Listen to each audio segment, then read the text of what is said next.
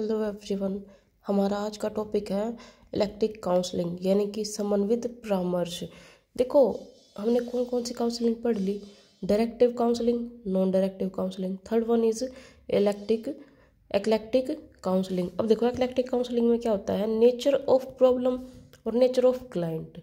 एक बार तो हमने क्या पढ़ा था कि प्रॉब्लम सेंटर्ड पढ़ा था और एक बार क्लाइंट सेंटर्ड पढ़ा था। लेकिन अब जो एक्लेक्टिक काउंसलिंग होती है वो क्या होती है, ये प्रॉब्लम सेंटर्ड भी होती है और ये क्लाइंट सेंटर्ड भी, यानी कि दोनों को ध्यान रखा जाता है, दोनों के नेचर को।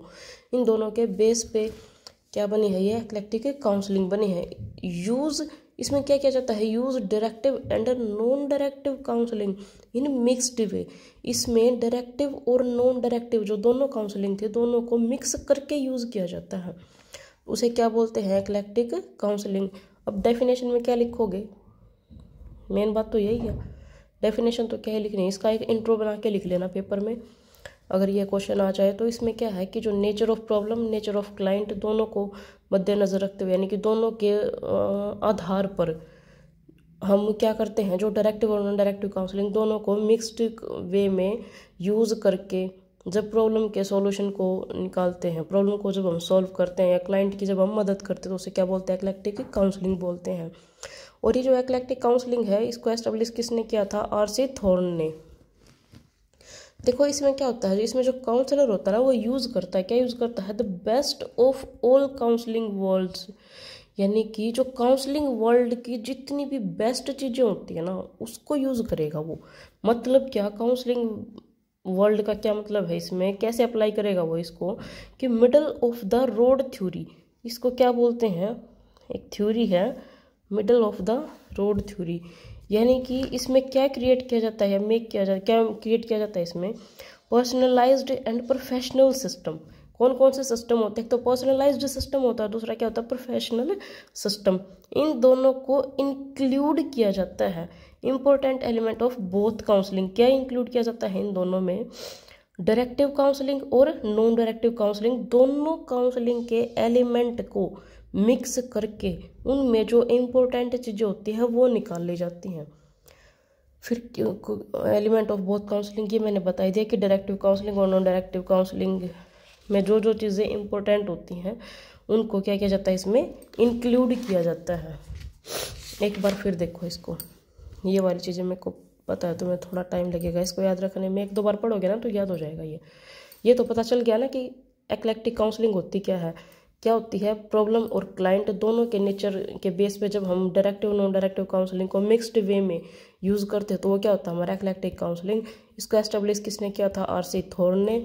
और इसमें क्या होता है, जो काउंसलर होता है वो best of all counselling world इनको यूज़ किया जाता है, यूज़ करता है। कैसे, क्या यूज़ करता है, एक थ्योरी होती है middle of the road theory.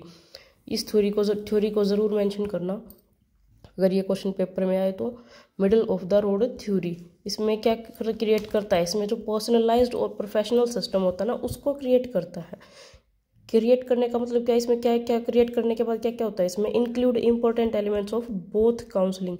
Both counselling, कौन कौन सी काउंसलिंग पढ़े हमने, एक तो डायरेक्टिव काउंसलिंग और दूसरी नॉन डायरेक्टिव। इन दोनों के जो इंपॉर्टेंट एलिमेंट होते हैं ना वो इसमें इंक्लूड करता है। अब आगे देखो, स्टेप्स क्या होते हैं एक्लेक्टिक काउंसलिंग में। सबसे पहला तो होता है इनटेक इंटरव्यू।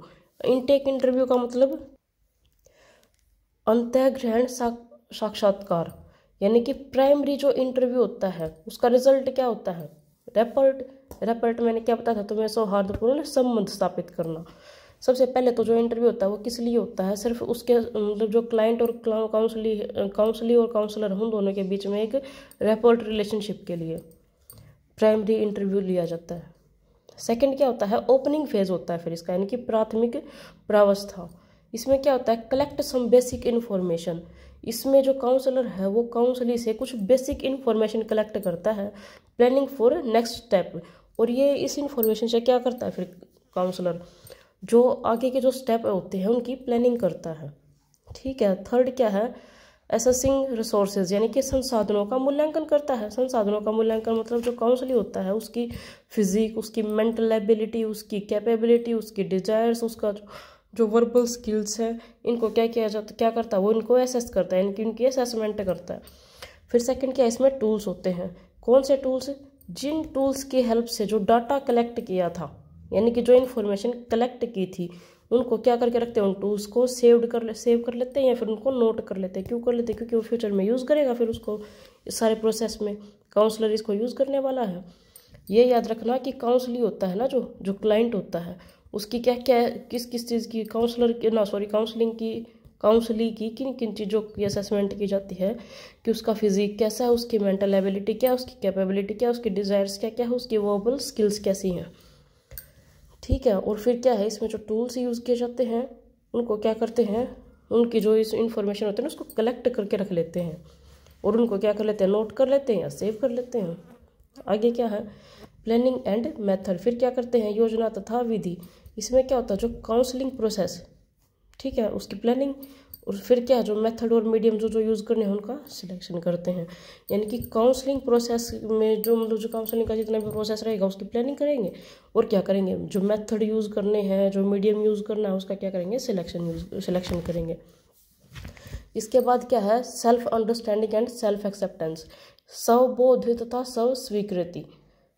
इसमें क्या करते हैं, कलेक्टेड इन्फॉर्मेशन एंड डाटा। जो भी हमने पीछे से इन्फॉर्मेशन या डाटा कलेक्ट किया था उसको एनालाइज करेंगे और क्या करेंगे, सिंथेसिस करेंगे उसका।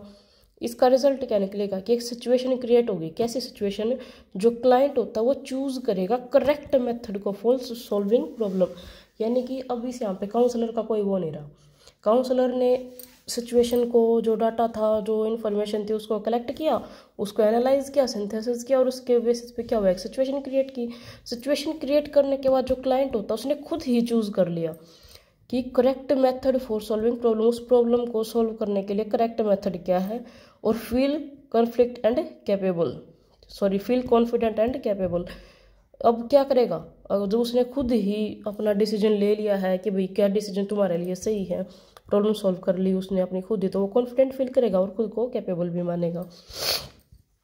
आगे क्या है, मोटिवेशन, ओरिजिन एंड डेवलपमेंट। इसमें देखो क्या है, सेल्फ कॉन्फिडेंट उसमें आ गया, कैपेबिलिटीज उसको पता चल गई।